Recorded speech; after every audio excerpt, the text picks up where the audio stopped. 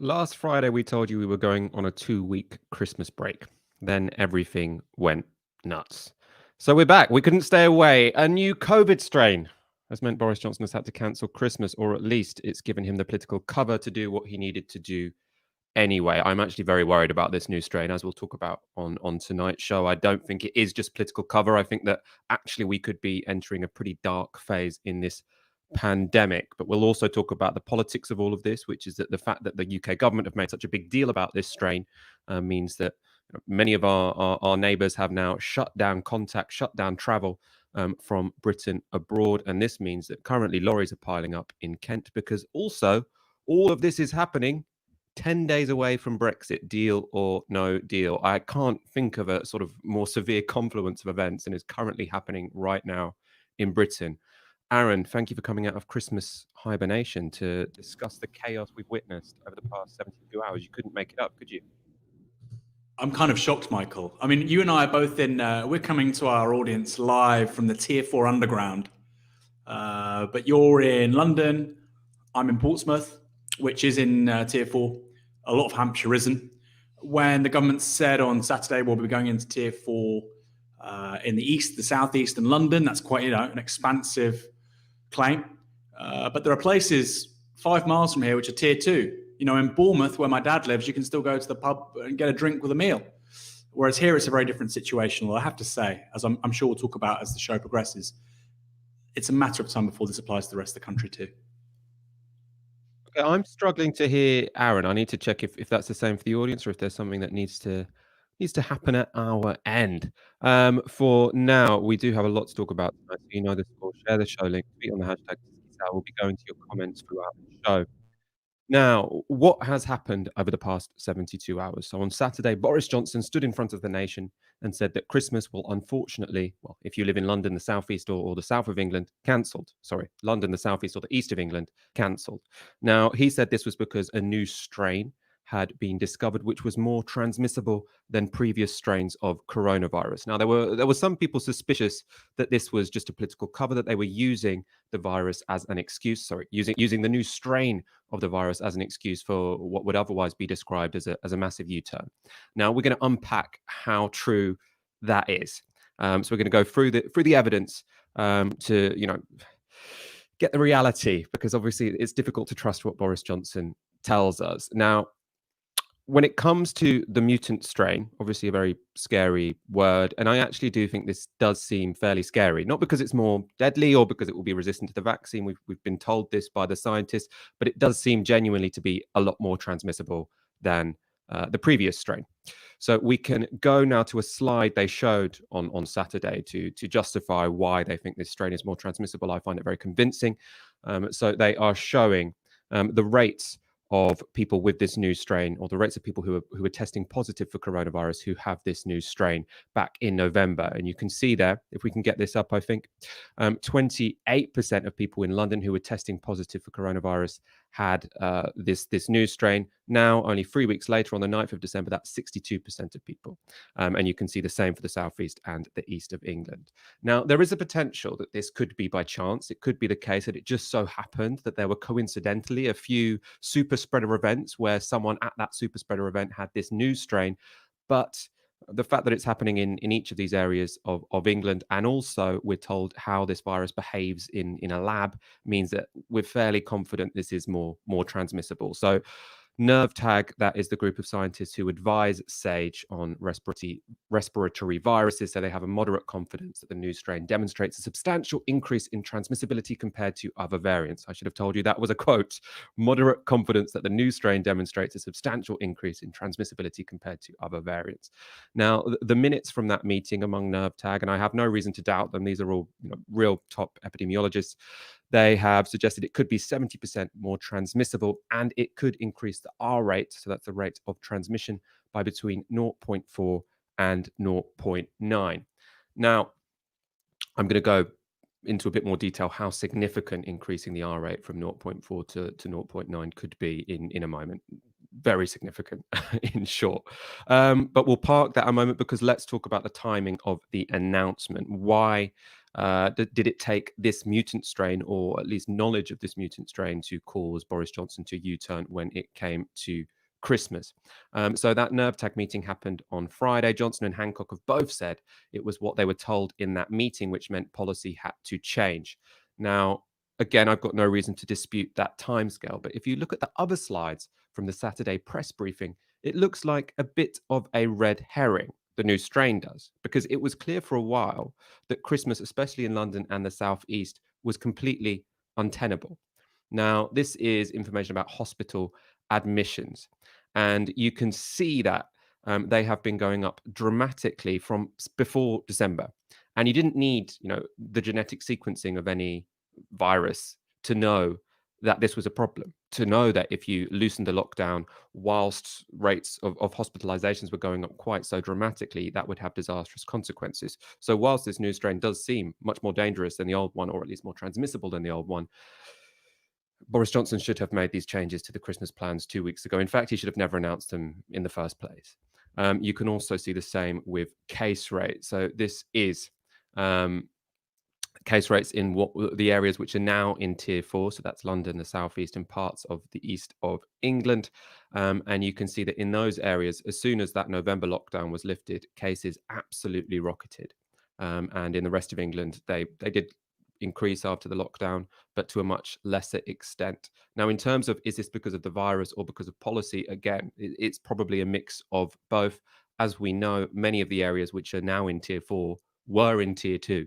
So London had levels which were pretty high when we came out of that November lockdown, or it ended on the 2nd of December. But it seems like there were government ministers, Boris Johnson, Rishi Sunak, who were very reluctant to impose extra restrictions on London for economic reasons. So we had tier 2, and that means that it looks like this new strain of the virus has spiraled out of control. It is also, I mean, it's worth mentioning that it's not just because of tier 2 that this has been able to spread. Much of Kent was in tier 3. And the virus has been able to spread there.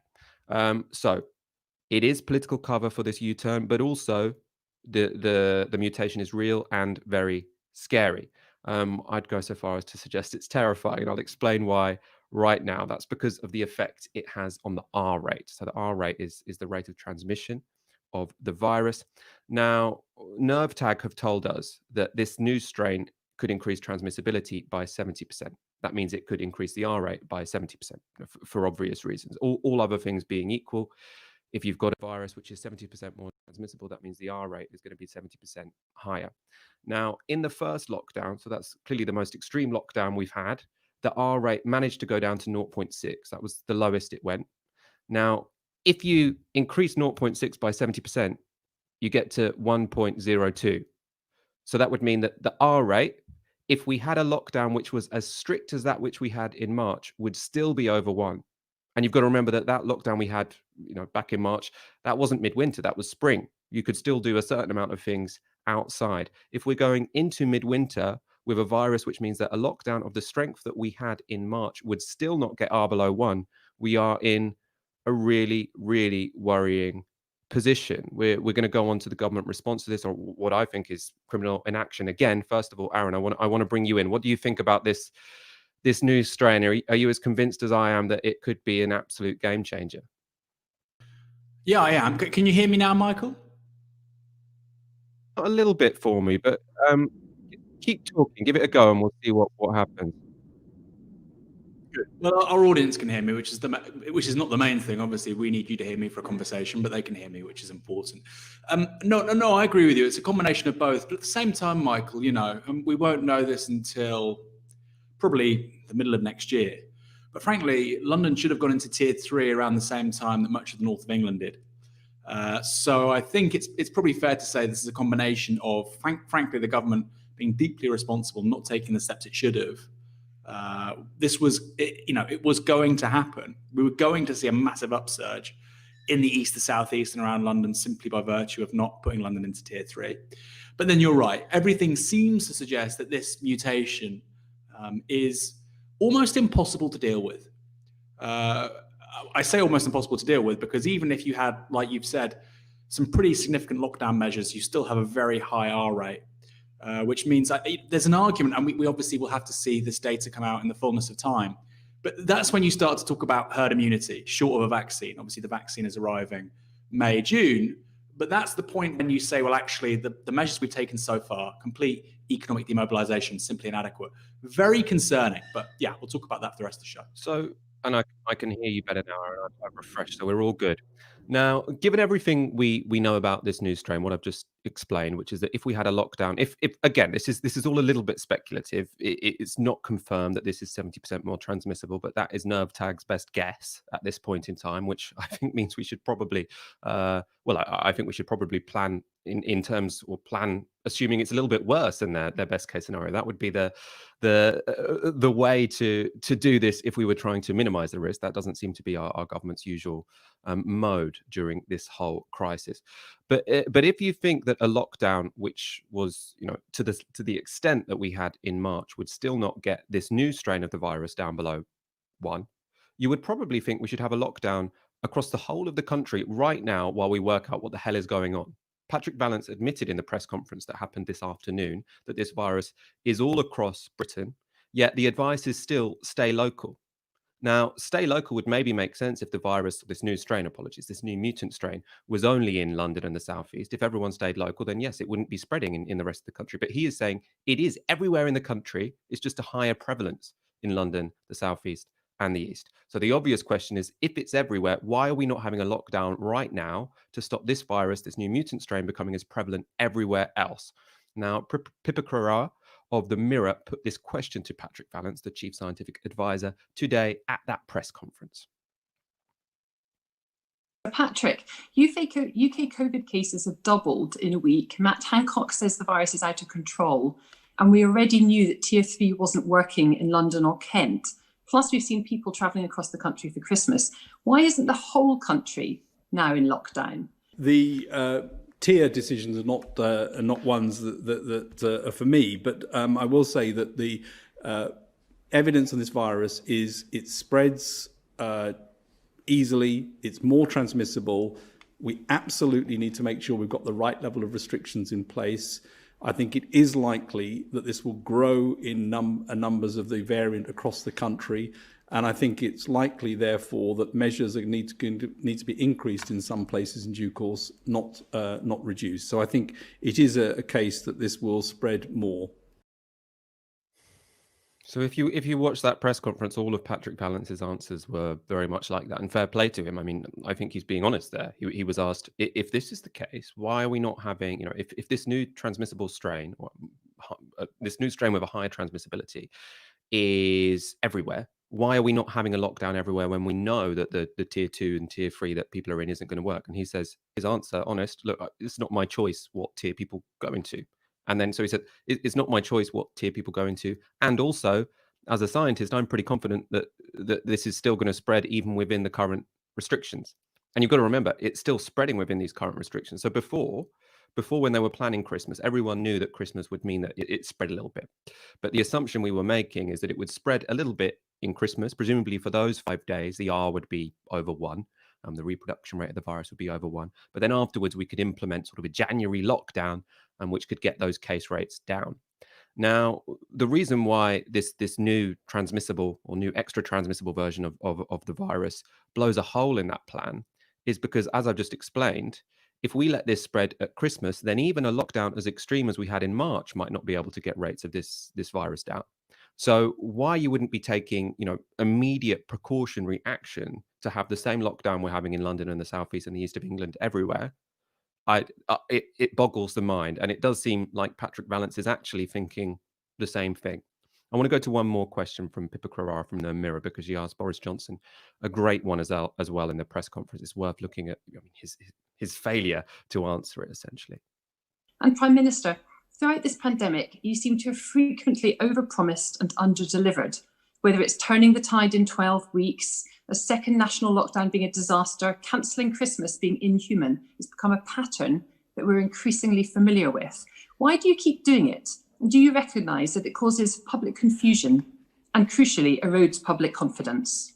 I think you have to imagine a counterfactual world in which we'd kept the country in some kind of perpetual lockdown or kept kids out of school for the best part of a year. And I think that would have been really disastrous. And it was very, very important to keep moving forward as far as we possibly could. I think that was the right thing to do. And now that we've got the vaccine coming in the way that we have, I think that we can certainly look forward to a very, very different world for this country from Easter onwards, as I think Chris and Patrick have said before. And it's very, very important for not just for people's morale, but it's also totally realistic. We have every reason to be extremely hopeful about this country's ability to bounce back next year from COVID. And I think that is the right thing to say then and now. Now, that answer again is a complete disgrace, right? So she is asking him a question. Why do you always overpromise and underdeliver? Now, the most recent example of that, I mean, we can pick them throughout this crisis, but the most recent example is when earlier this week he said it would be, it would be unbearable to cancel Christmas. Then 3 days later, he has to do that. And he said, it would be bad for people's morale if we didn't promise them things that we can't deliver, right? Has it helped anyone's morale that he said, you can travel across the country to visit your family for Christmas, and then 5 days before Christmas says, actually you can't, actually you have to unpack your bags? It's not only bad for morale, it's also terrible for public health. As you saw those scenes on Saturday with some people saying, I've already made my plan, so I'm going to go before the restrictions become enforced. By the way, those people on Saturday were already breaking the rules because it was only the 5 days of Christmas when you were allowed to travel to other family members, but that's a separate issue. Boris Johnson has no explanation, it doesn't seem like he's learned anything throughout this whole crisis. I really thought that after the catastrophe that was March, the government might have learned from some of their mistakes and judged that actually taking action later, based on wishful thinking, is a disastrous policy, both in human terms and politically. And he seems to have learned absolutely nothing. Aaron, I want to go to you on this, to Boris Johnson's answer there. I think you're absolutely right. It was amazing that as it became clear today that he really hasn't learned anything since earlier on the year, since the spring. And the idea that, like you say, the middle of last week, the core attack line, you could see it had been prepared ahead of Prime Minister's questions, was that Labour want to cancel Christmas. Labour want to cancel Christmas. We know that this mutation has existed since September. Schools repeatedly have said that they need to shut down. They've highlighted there seems to be something strange going on. The R rate was higher than people could kind of make sense of. But we knew the mutation was there for a long time. It's only really gained political salience in the last week because the government are kind of fessing up. But we've known about this since September. I was told, for instance, today of a teacher who's now sick. She's got COVID. She's given it to her children. And it's people like her who are now at risk, who are jeopardizing the health of friends and family completely, by no actions of their own choosing. And it's precisely those people who've been demonized and vilified by the Conservative Party, and to a lesser extent Labour. Labour have not been on the side of teachers on this. That might upset people if I say that. I feel like it's true. Teachers have made sacrifices on a par, I think, with NHS staff because they're not given the same PPE and so on. And people like her have been really, really, really seriously let down. And so I think the government was winging it, which I find just so hard to believe. I mean, I'll give you an example. I was listening to the Today programme this morning, and they were talking to a florist. Now, of course, a florist is the supreme example of a business with a perishable good, right? You buy the flowers, you have to shift them within a week, 2 weeks. And they were saying that over Christmas, they sell obviously so much produce, as is the case for many sectors. It makes up for other times of the year where they lose money, January, February, middle of summer, and so on. And of course, this year, rather than Christmas being a moment for them to make lots of money, actually they've lost a huge amount of money because they bought all this stock, believing that we were open for business at Christmas. People would be able to see friends and family in a limited sense for 5 days, but still people would be able to have a moderately normal Christmas. And now they're basically just having to throw it away, give it away, sell it at a loss.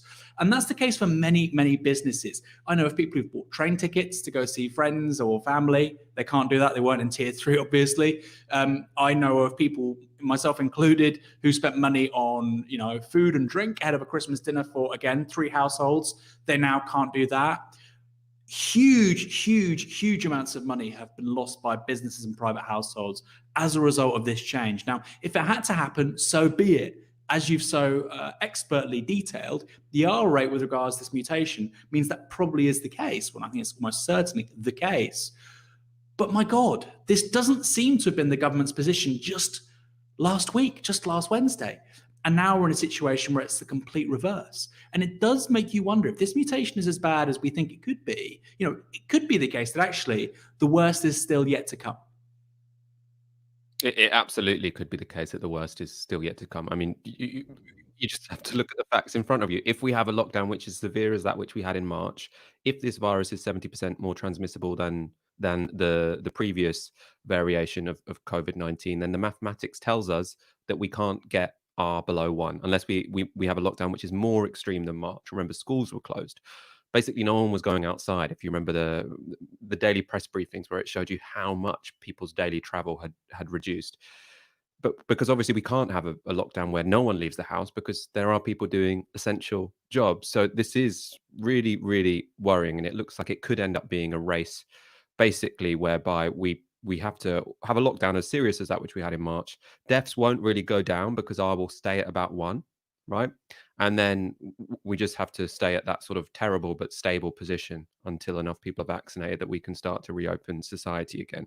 That's if we don't get a handle on this new variation. And given the government have sort of decided, well, so long as the virus isn't already the most dominant strain there, we won't shut down, which is the complete opposite of what you're supposed to do. You're supposed to say, look, if this virus is not yet dominant, if this new transmissible strain is not dominant yet in this region, that's precisely why you lock down. You lock down to stop it becoming the dominant strain. Whereas the government have decided, oh, if it's not the dominant strain, we don't need to lock down. We could be going into really dark times here. We're going to talk about the travel situation in one moment, how Britain relates to the rest of the world here. Before we do that, if you're new to this show, even if you're not and you've forgotten beforehand, please do hit subscribe. We are on a Christmas break at the moment, but when we're back in the new year, we go live every Monday, Wednesday, and Friday at 7 p.m. And I mean, who knows what's going to happen over the next 2 weeks? We could end up doing a couple more ad hoc ones. I know that Fox is in the background going, this was supposed to be my Christmas holiday. But let's see. Let's wait and see. Anyway, what we know is that in the new year, we'll be back 3 nights a week for our hour-long shows talking about all the big news stories of the day. So make sure you do subscribe. I'm going to go to a couple of super chats as well. So Nishat 1976 says the only way for schools to open is for all school workers to get vaccinated and regular mass testing for them and pupils, both unlikely to happen soon. Now, vaccinating, yes, absolutely. If you vaccinated the teachers, that would at least mean that you're not, putting people in a horrible professional situation, which is to say to do your job, you've got to risk your life. But unless you vaccinated all of the kids as well, then you would still have schools as a site of community transmission. So it looks like, that would be, no one's really suggested, well, people aren't really suggesting that kids would get vaccinated at all at this point in time. And they're saying people who are over 16. But even if we did decide to vaccinate kids, it's going to be a really long time before the whole school-age population is vaccinated. So that's worrying. When it comes to mass testing, I'm going to get onto that at the end of the show, because again, I agree. If we had mass testing that worked, that would be a way to get kids back into school. The problem is it doesn't seem like they work, but I'm going to park that for one moment. Aaron, you want to come in, I think? Yeah, I wanted to ask you a question, Michael, if that's okay, very quickly, because I know that one of the points of disagreement between the two of us has been over schools. And it was kind of, there's been a rhetorical difference between Labour and the Conservatives on this. So Labour say, we should open the schools, no ifs, no buts, but there should be testing for kids and for the teachers and the support staff. And they've said there should be, rather than say a condition of them opening, they've said there should be. So it's almost like a sort of moral imperative. We would like this to happen, but it should still happen anyway, rather than saying schools should only open on the condition that there will be rigorous testing for everybody. And I think Labour substantively, their position on this has been exactly the same as the Conservatives. We've had a bit of a disagreement about whether or not schools should reopen. I just wanted to ask you a question. What you've been, I think, really thorough on this, and you've been skeptical in the right sense of the word, in so much as you always assess the facts, and I think you're very level-headed. What's your take on whether or not schools should open come January? Yeah, I mean, interesting question. We're going to talk a bit about mass testing in a moment, because obviously mass testing is what everyone has as this sort of Goldilocks solution. We can have kids go back into school without the risk. Obviously, everyone would love that. I'm going to explain in a moment why that's probably not going to work, at least with the tests they currently have. In direct answer to your question there, Aaron, I think where we've differed is my position has been that even if you can't get rid of the risk of the virus spreading in schools, which is what mass testing and a really good test and trace system could do, they should still open. And the reason why I say that is because I don't have much confidence the government can introduce a test and trace system which is that effective. To be fair, not many countries in the world have managed to, once the virus gets as prevalent as it has been here. Obviously, we could have had a much greater attempt to get down to zero COVID back in August, but that's a different question. Where I stand on this is that it is, it's so important for kids to get their education over this 12 months. Like, I've spoken to teachers who have said when the kids came back from 4 months away, you just knew we have no choice but to have them back in school because people were regressing so much.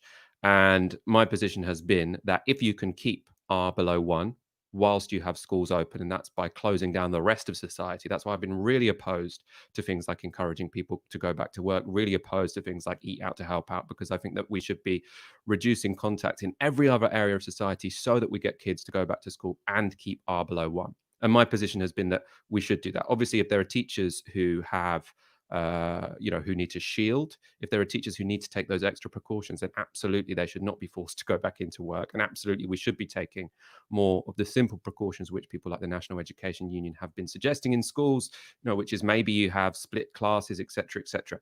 But for me, the position where you say unless we can get rid of the risk, kids can't go back, I don't agree with that, because I feel like it's so important for kids to get that education. Why this might be changing now is because a condition of me saying that is that if you can get kids to go back to school and still keep R below 1, then we should do that. Now, what it seems could be the case with this new strain, especially as this is incredibly speculative, but some people are saying one thing about this new strain might be that it's more transmissible among kids, not more dangerous among kids, more transmissible among kids. So it would mean that community transmission would blow out of control even more by having schools open.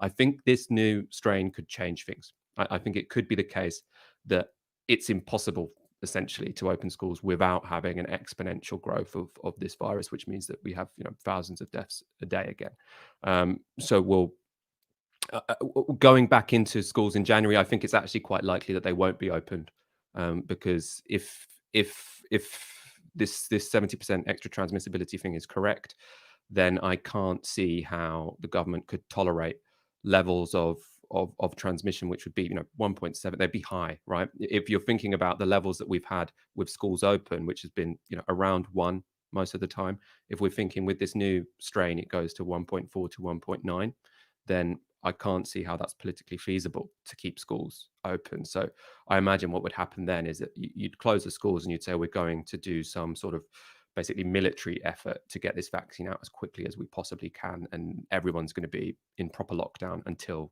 that happens. Let's go on to travel. We'll come back to schools in one moment. So on travel, now after the announcement about this new strain, countries started one by one to cut travel off from the UK. So India, Russia, Hong Kong, most of the EU have already cancelled flights. The bigger worry for our government was when France blocked freight crossing the channel. That hit when there were already miles-long queues in Kent because of Brexit, and raised the spectre of shortages over Christmas. Now, it seems like that haulage issue, so the issue of goods going across the channel, that might be resolved fairly quickly. In terms of the travel bans to different countries, I mean, if I was those countries, I would be banning travel from the UK just as a precautionary principle. And the reason I say precautionary principle is because it is actually not that, I'm not very confident this strain is only prevalent in the southeast of England, in the southeast London and the east of England. I think it could easily be prevalent in lots of places. And the reason I say this is because it does seem like in this country, we do have very good capacity when it comes to genomic sequencing, when it comes to working out what particular strain of the virus people are catching. Now, obviously, I know when you hear Boris Johnson say this, we've got a world-beating genomic sequencing industry, you're probably going to be very skeptical. I am as well when I hear him saying it. But I have heard people I really trust. So someone like Bill Hanage, who is an epidemiologist at Harvard, I've had him on the show a couple of times, has been very critical of this government. He says, look, Britain actually does have one of the best genomic sequencing sectors in the world. So it could be the case that we're picking it up more than anywhere else, not that we've got more of it. But I hope that we do have more of it than anywhere else, because we've got a hell of a lot of it. And the further this virus spreads, the worse it is for everyone. But one thing about this new strain is it does mean people have been wondering, Germany, how come Germany dealt with it well the first time around? And how come they can't get a handle on it this time around? And, the dominant explanation was that it was winter now and it was spring back then, and winter always makes it a little bit harder. Another possibility is that they were having the same restrictions that they had back in March, the same test and trace system that they had back in March, but with a virus which is just more transmissible than even the Germans, who've been very good during this pandemic, can't get a hold of this new strain. Incredibly worrying. I want to go to you on this, Aaron. Obviously, it's been sort of very dramatic having all of these countries cutting off travel from Britain. We've obviously titled this show Pariah Nation, because that does feel like what Britain is for at least these 2 days. But it could be the case that this virus is basically everywhere, and we've just sort of identified it sooner than elsewhere. Do you agree that could be a fair analysis?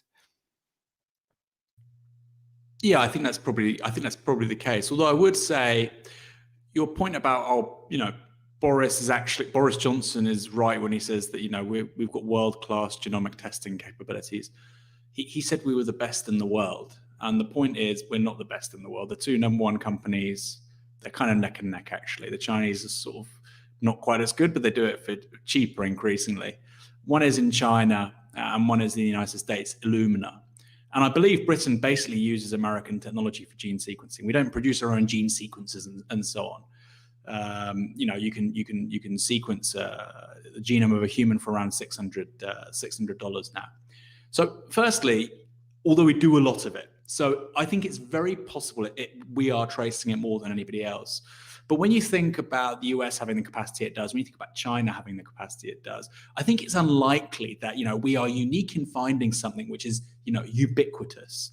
I do think probably the hawk has now left the stable, particularly with all these private jets. I mean, this is just remarkable today. If you look at these flight scanner apps, all the private jets, the Lear jets and so on, getting out of London, going to these private bolt holes all over Europe and the rest of the world. When you think of people who've left London or tier 3 places at the last moment on Saturday evening, I think you're absolutely right to say that this is going to be a generalized problem very, very quickly. So that means two things. Nationally, tier 4 is going to be quite a universal situation, I think, very quickly. I think maybe before Christmas. I mean, I'd love to hear your thoughts on that. But then secondly, yes, I think with regards to overseas, I think it's almost too late. But you think, look, this is 8 months old. And still, even today, now they're talking about mandatory testing of hauliers going in and out of the UK as a response to this, with French hauliers, for instance. Why wasn't that already happening? If we were, that's not even we can talk about a zero COVID strategy. That's not a zero COVID strategy. It just seems like quite a smart strategy. And it's one of those things which I never quite understood. Yes, of course, we should never have been permitting, I don't think, tourism abroad. I know it's very unpopular. But I think basically all unnecessary travel should have been proscribed. It should not have been allowed to happen. If you're going to do it, you have to be quarantined in a state space, like in Vietnam, for 14 days, similar with New Zealand too, not self-administered like here. But surely we can say, well, look, it's critical, it's imperative. We have the same flow of goods coming in and out of the UK. That's absolutely true. We don't want food shortages. People want to buy presents at Christmas. I get that. But surely at the very least, the people bringing that stuff in and out, and also, by the way, we're going from Britain to France, should have been tested. I mean, my God, the testing isn't exactly that expensive. So again, questions have to be asked. We're 8-9 months into this, and it's happening repeatedly. It's like it happens the first time. We've been in this situation where we think, my God, we have really effed this up. It's happened 3 times now in 1 year from the same government. And I do think it's going to have consequences for much of the rest of the world. It may be the case that this mutation goes, far and wide, many, many places. Again, it will be a good test of just how different the East Asians deal with this stuff to the Europeans. And it's important to say, Europe generally has failed. It's been nowhere near as good as the East Asians for a bunch of perfectly legitimate reasons. There's a few exceptions. Norway, Germany have done well, but when we're criticizing Britain and the US, it's important to say, no, Italy, Spain, France haven't done that much better.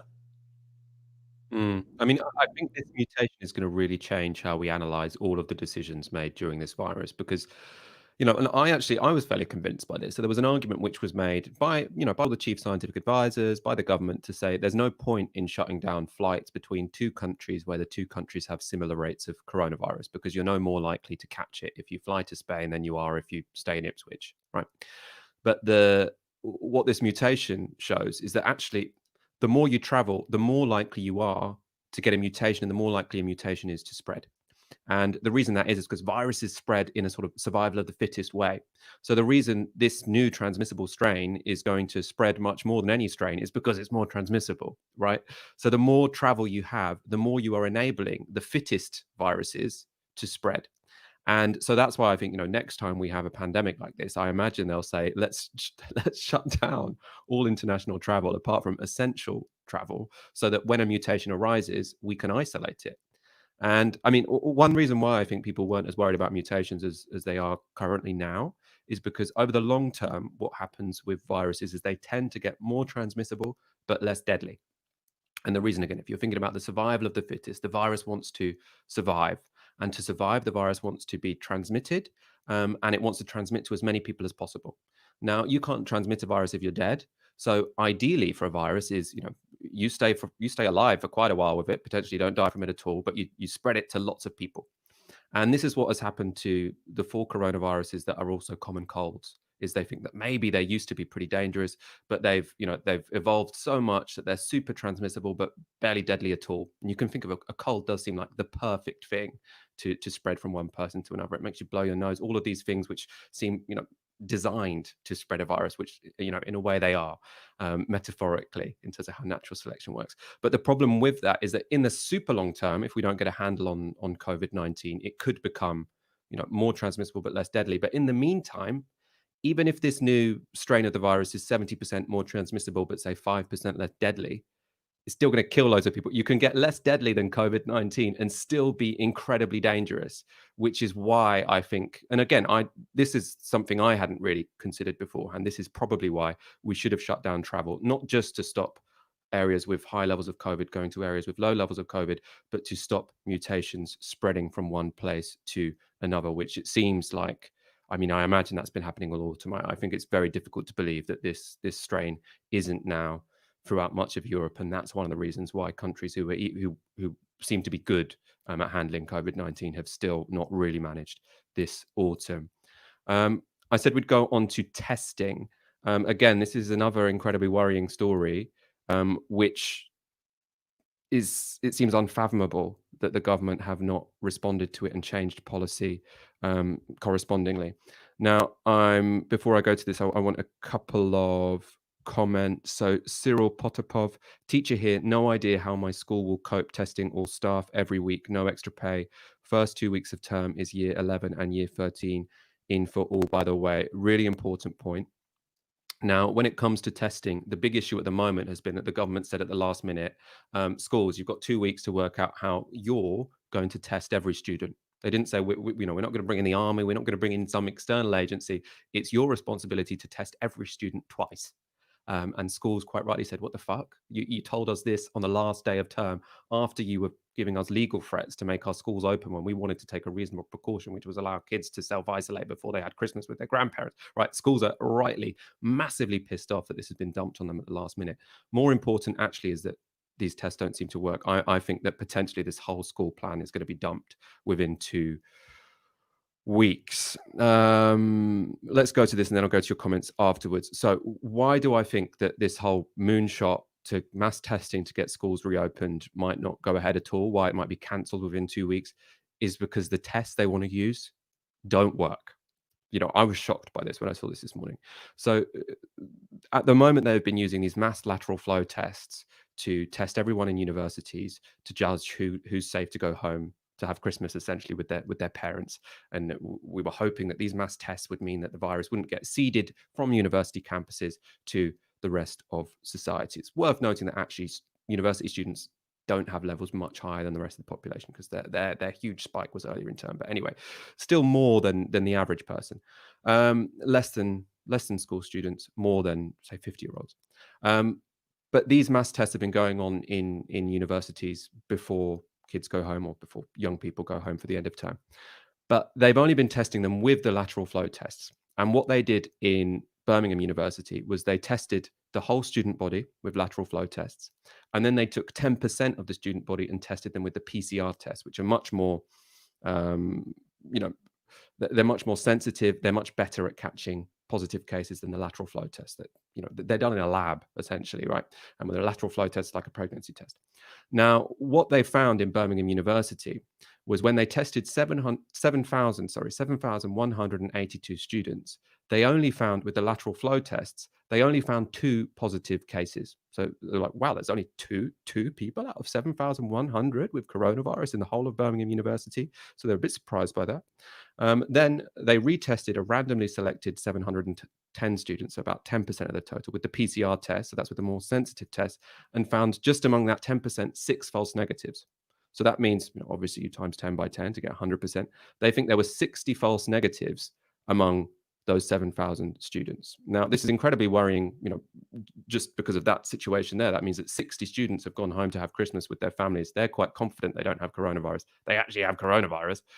But the bigger problem is that this shows that these lateral flow tests, which are about to be rolled out to schools, for every 2 positive cases you get, there are 60 false negatives.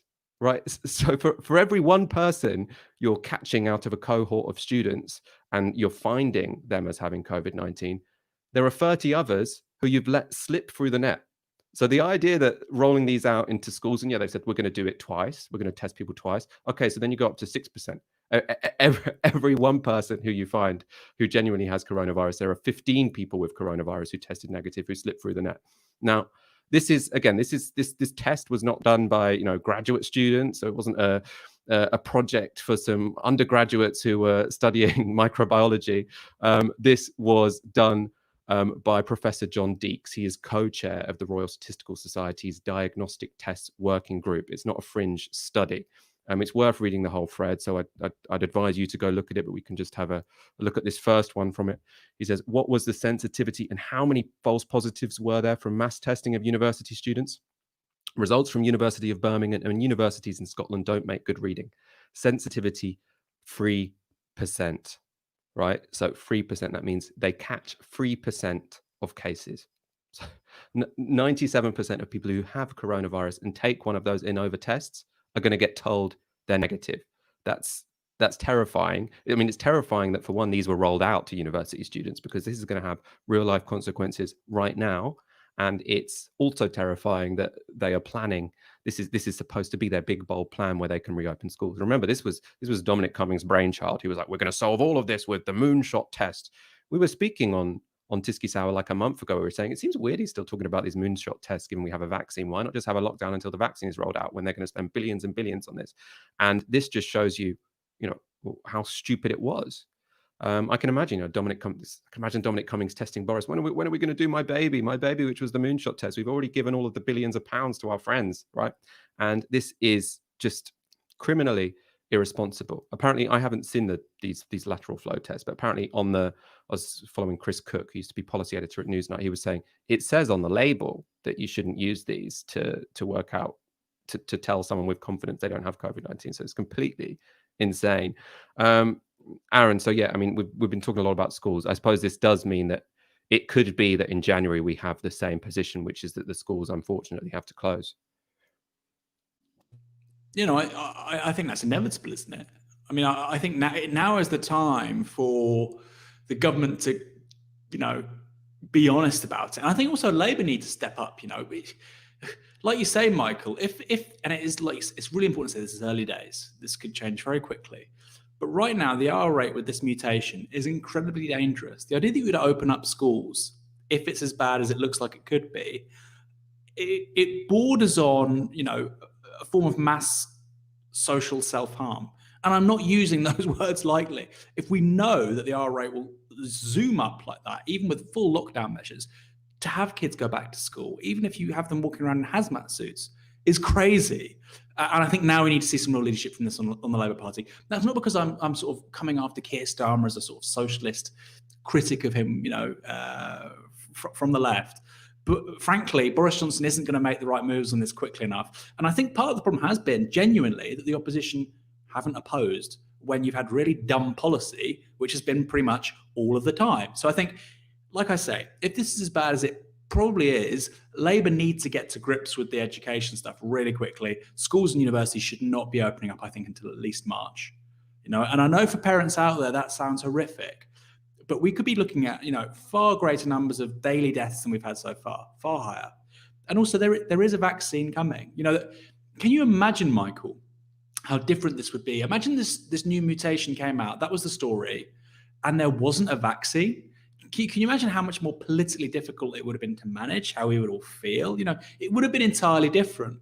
But the big story is there's the Moderna vaccine, the Pfizer vaccine, there's the Russian vaccine. We're still waiting for some of the details on the AstraZeneca one. These all kind of work really well, actually. The Moderna vaccine is its efficacy is stunningly high, despite what Candice Owens says. So Labour just needs to be that bit more ambitious now and say to people, look, we can go back to a modicum of normality come May, June. And, this can very much be a thing we reconcile to 18 months from January 2019, January 2020, all the way through to the midpoint of 2021. But we have to do that. We can't play silly buggers anymore, because this time round, if we do open up schools, businesses like we've done twice already, the consequences are going to be far worse. They could be potentially catastrophic. And we would be looking at lots and lots of deaths. How many people died in the Twin Towers attacks, for instance, right? You then look at potentially with this mutation in the US, you're looking at that number of deaths on a daily basis, quite easily. Already we've seen in the US more than 3,000 people dying every day. More than 300,000 people have died. It could go far, far higher with this mutation. People need to understand we're looking at something quite distinct now. Again, this could be wrong, but that's how it looks right now. Again, I think it's worth saying with schools, and why I think, I don't really think Keir Starmer should be standing up and saying we have to close schools. I think it's fine to say if you can do X, Y, Z. I think it's probably going to have to be conditional this time, not no ifs, no buts, no equivocations. It's going to be if we can find tests that actually work, then maybe kids can go back to school. But if you have tests which have 3% sensitivity, then they clearly can't. If the government can come up with a testing regime where you test kids before they go into school and then it's got 50% sensitivity, you do the test twice, then yes, absolutely, we can have kids go back to school. But with a virus which is this transmissible, and with tests that have 3% sensitivity, I can't see it happening. So I think this decision might actually be taken out of the government's hands. But obviously, also, if your priority is to open schools, which I think is a good priority, what you should absolutely be doing is putting the whole of the country into tier 4. The one thing you could not do, which the government keeps doing, is it sets itself a really ambitious sort of target, which to say at Christmas, we're going to have 5 days where anyone can do whatever they want. And before that, we're going to loosen the lockdown, right? Weird. Now the government have said, in the beginning of January, we're going to open all schools, which we know is going to increase the R rate. And what we're going to do before that? Oh, we're going to let everyone hang out for Christmas. It's like, if you have an ambitious target about something that you think is, an absolute priority, which has to happen, no ifs, no buts, no equivocation, then what you have to do is make some sacrifices in the weeks prior to that, right? And Christmas, schools, even going back to work in September, going back to schools, then every time, instead of preparing to do something that we think is essential, before we did the essential thing, kids going back to school, we did a completely unnecessary thing like eat out to help out over and over and over again. Right. So, as I say, I do think kids going back to school should be a priority. But if you're serious about kids going back to school, you have to limit every other part of society where the virus is spread. And the government have tried to have their cake and eat it. They tried to say, oh, we can open the rest of society and have schools open. No, that's why we're in this mess. I want to go to a few comments. Jonathan Mitchell with a tenner. Great work. NM, my girlfriend and I were lost. We were missing our dose of Tisky. Labour should back the NEU's call for schools to open on the 18th of January. Disappointing they aren't working with unions. Yeah, 18th of January is definitely going to be, that sounds like a good compromise. I think it could end up being later than that. Peter Harrison tweets on the hashtag Tisky Sour. Anyone who disagrees with the notion that Labour and Keir Starmer have let down the teachers during this pandemic haven't been paying attention. It's an absolute disgrace. No ifs, no buts, no equivocations. You're very much agreeing with Aaron there. I mean, I think they could have done more, but Nat H with a £50 super chat. Thank you very much. Very generous. Thank you all at NM for doing all the research that I can't and making 2020 bearable. I'm a mature student and one of many who is still suffering with long COVID since early March. I'm having to retake my second year because of the ongoing symptoms. Oh, real solidarity with you. That really sounds like it sucks. I mean, long COVID sounds like it really sucks, right? So obviously we look at hospitalizations and deaths, but long COVID has real effects. So especially with the vaccine around the corner, that's why I do think there would be actually quite a lot of public support for just putting the whole country into tier 4, having proper financial support until the vaccine comes about. Because this was also actually, I don't know how many of you watched the press briefing today. They can be fairly, unbearable. But there was a moment which I thought was really telling.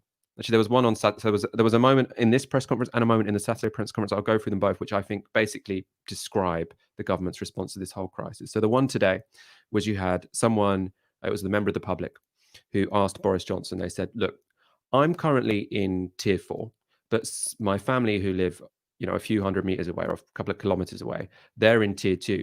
Now, why, if it's so dangerous for us to move around that we can't, have looser restrictions, is it okay for them to move around? We use the same hospital, we're so close that many of the same amenities we share.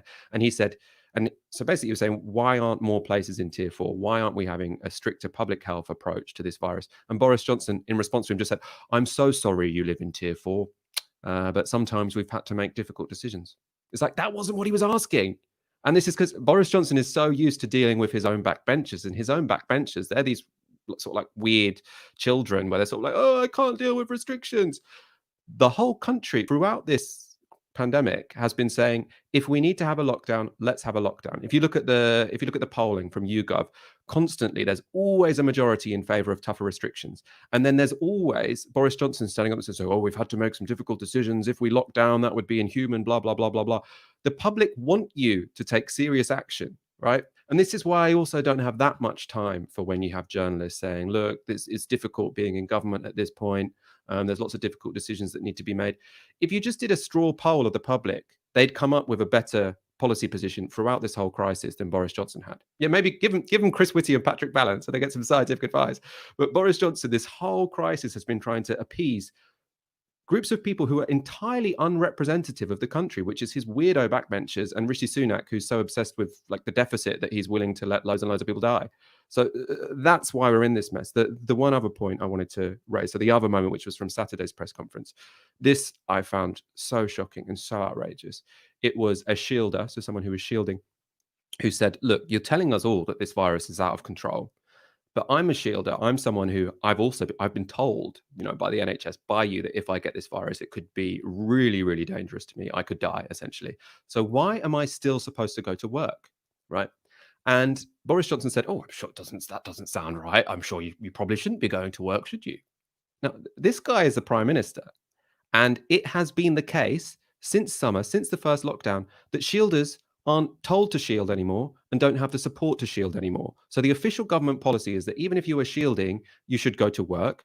A shielder, she was almost in tears. She's saying like this, I'm scared, I'm terrified. She'd had family members who had already died from coronavirus. She was terrified. She speaks to the Prime Minister. Why am I being told to go back to work? She's like, oh, that doesn't sound right, does it?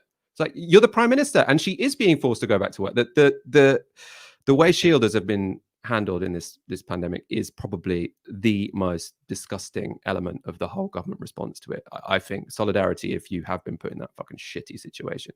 Aaron, I want to bring you in for some final comments on this. We are going to do, well, I said it'd be a shorter show than usual. It's nearly an hour anyway. That's what Fox told me would happen. Aaron, your final thoughts. Yeah.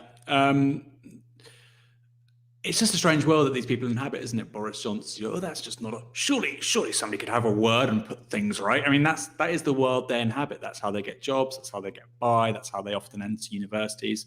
In the case, for instance, of Toby Young, his father, Michael Young, called up somebody and, got him into, I believe it was Oxford. It's a very different world. And they struggle to realize that actually the rest of us live in a very different place.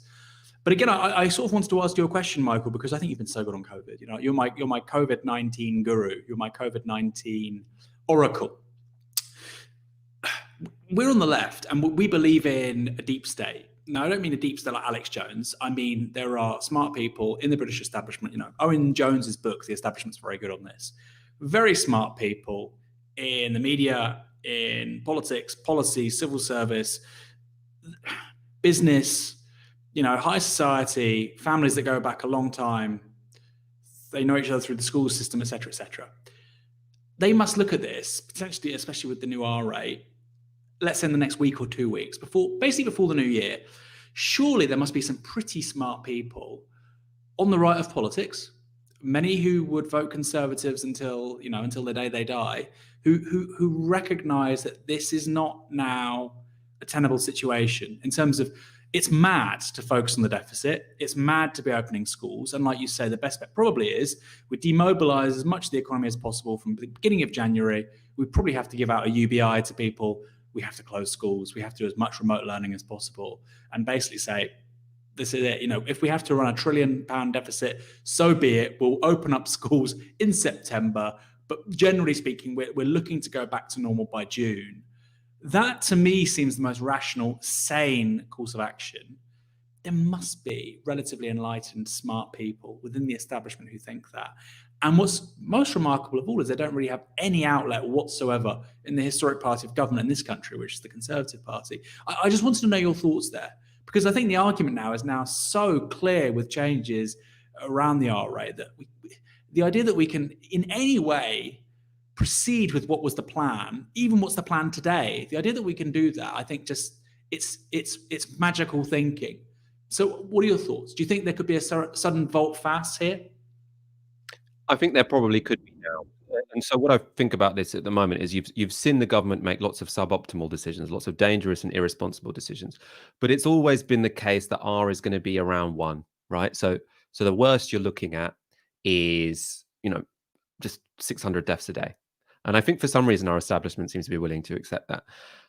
The only time we've seen a real volte-face, like a real U-turn, was in March when the government was trying to hold off a lockdown, and then they suddenly completely shifted the whole policy, went directly into a lockdown. Now, what changed is they thought 500,000 people were going to die, right? So it's only when the numbers get to 500,000, 1 million, that they are going to be like, okay, fine, maybe we do have to make some compromises now. I mean, people will say, oh, there were plenty other U-turns. There were other U-turns. So, for example, the November lockdown, they said that wouldn't happen, then it happened. But still, that November lockdown, again, wasn't quite strict enough. We still kept a load of things open that shouldn't necessarily have been open. And I think it could be now. I think we could be in another March moment where someone like Neil Ferguson will say, I mean, because the maths are actually quite easy to do here. Someone like Neil Ferguson will come along and say, if this virus really is more transmissible, it's now the dominant strain in London. It will be the dominant strain in the rest of the country within 2 weeks. And that means that within 4 weeks, if we don't seriously change policy, hospitals will be overwhelmed a couple of weeks later. And that's the moment where the government like, okay, we can't afford to do, just suboptimal policies and hope for the best anymore, because that could be the tipping point moment where we get something, a political movement similar to what we saw in March. I mean, in terms of why they keep making these suboptimal decisions, I think it's being too kind to them to say that. I mean, shitty decisions. It is not just about the deficit, because I don't necessarily think Rishi Sunak cares as much about that as he says he does. I mean, maybe people in the Treasury are just idiots who don't understand economics, quite possible. But I think it is also, and we've spoken about this loads on the show throughout the year, that if you take COVID really seriously, you have to introduce measures which change your conceptions of what is possible in politics.